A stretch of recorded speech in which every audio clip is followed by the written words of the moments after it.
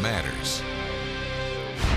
The moving menace is back, and he wants to move your stuff. He's a lifelong troublemaker. More than 30 criminal convictions, many involving theft. 4 years ago, a Fox 6 investigation helped put him in prison. And now he's back on the street, and Fox 6 investigator Brian Polson discovered he's back in business.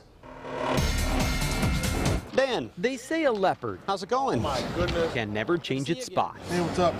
So, you're back in the moving business? So it's hardly a surprise. Can I talk to you about that? You're not allowed on my property. That fresh out of the lockup, Daniel Burzak is back in the moving business. Yeah, that's Dan. This is Dan from the moving company? Yeah. It's been 4 years since the Fox 6 investigators first exposed Burzak as a disreputable mover. Do you understand? Get off my property. And a habitual criminal with more than 24 convictions. Get off my property! Many involving the theft of other people's property. If you ever get my face again, I'm gonna fuck with your mouth. After we dubbed him the moving menace in 2008, police say Burzak went on a drug-fueled crime spree, breaking into cars all over southeastern Wisconsin. He fled the state, got picked up in Arizona, was extradited to Wisconsin, and sent to prison. I believe that Fox 6 saved my life. Since his release last summer, Burzak has opened a tattoo parlor in Muskego. Now, I'm sober today because of you. He named it Menace, Inc. I named my company after you guys because you gave me the name. Burzak says it's a sign of respect. He's making a joke out of it. Crystal Wilborn begs to differ. He's laughing at the people that he's scammed or stolen from, basically. I mean, that's sad. 2 months ago, she was looking for a local mover to haul the contents of her 4-bedroom ranch into storage. I decided to go online, and the first one that came up was the Incredible Moving. Incredible Moving quoted her a rate of $119 an hour for 3 men and a truck. It was the lowest price she'd found. Sounds incredible.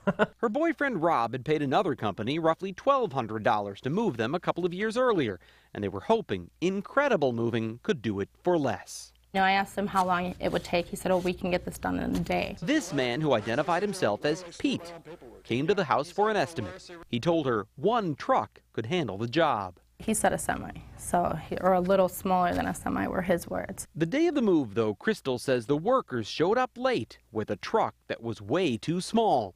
It took several trips over the course of 2 days to empty out the house. I called periodically throughout this move, and, you know, I said, this is taking too long. 2 years ago, Blue Mound Express moved them into this house in 10 hours.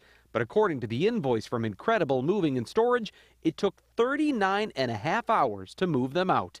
And Burzak handed them a bill for more than $5,500. My heart just dropped. I mean, you know, 1, we don't have that kind of money. I mean, 2, that was more than 3 times what we had paid a year and a half before for more stuff to be moved. And I mean, I was just in shock. When the couple balked at the price, Burzak threatened to sell their stuff. He wouldn't even tell them where it was until they paid the bill in full. And I said, you're holding my stuff hostage. It's a scary feeling. So Rob and Crystal went to Muskego Police. The officer's quote to us was that these guys really know what they're doing. Officers there helped them negotiate a lower price, then arranged for Milwaukee police to escort them to the self-storage lot at 9th and Grange, where Burzak had taken their belongings. We were mortified. I mean, I'm getting choked up about it now. I mean, our things were just thrown into these trailers. I mean, just thrown in there. Rob called the Fox 6 investigators, and we paid Burzak a visit. How's it going? Oh my goodness. The last time we tried to talk to him, Get off my property! he kicked us off his parents' front porch in Muskego. You're not allowed on my property. This time, the ex-con called the cops on us. All I know is that he wanted you off his property. So police asked us to move. I guess maybe if you went and stood over here near the street sign. About 5 feet to the west. We did, but Burzak never came out. It wasn't until days later that he agreed to do an interview. All the stuff was falling out of the bottoms of the boxes. They were using used boxes that they got out of a dumpster. I don't know if you're a mover, but I'm a mover. Everybody hates to move boxes that are different sizes. Burzak was never actually at the house, so he's relying on his workers to tell him what they saw. A lot of stuff didn't have bottoms, sides, no wrapping. It was just unprepared. Crystal took pictures that show furniture was disassembled and boxes were stacked in the living room, family room, bedroom, and garage. The pictures were taken 4 days before the move. Still, Burzak insists she wasn't ready. What is that? That looks like a hat. This hat should be in a box. All this stuff still needs to go in boxes. But it was something else he said when Crystal came to get the bill that haunts her. He said, "Oh, you're the one in the pictures." And I said, oh, you must be the lady everybody was talking about in the pictures. Crystal is a former model with a private collection of risque photos, and she thinks the movers may have been rifling through her stuff, a concern that's bolstered by something another renter at the storage lot said to Rob when Fox 6 equipped him with a hidden camera. They had throughout the whole parking lot. They ransacked my stuff. Well, yeah, they were going through everything. I'm like, okay, what else did they go through of ours? Burzak says it was Crystal who was showing off for the workers. She wanted them to take pictures. She was showing them when she was a model and stuff. In fact, Burzak seems to have an answer for just about everything, except for basic questions like, who owns Incredible Moving and Storage? You answer the phone, you quote the prices. Not all You're the time. the one answering the questions of what happened on the move job. My phone to help out. You dispatch trucks to the location. I mean, you do all the work, No, but it's not your company? Really. I only do this stuff in a pinch, just to help out. If it's not Daniel Burzak, then who is it? I'm not at liberty to tell people stuff that's not my business. See, trailers are not really designed for storage. But Remember Pete? yeah, that's me. My nickname is Pete. His legal name is also Dan, as in Daniel Burzak Sr. You should have hired guys to come and pack your house for a week. For years, he and his son have operated a series of moving companies under different names, including Affordable Moving and Storage, All About Moving and Storage, and Best Way Movers. And more recently, we found phone numbers connected to Dan Jr., Sr., or both that are listed in ads for Incredible Movers, Big Red Movers, Discount Moving and Storage, and a host of no-name moving ads for a family-owned company with a great reputation. Just ask for Dan. Why so many different names? Why keep changing it? To tell you, man. It's a family business.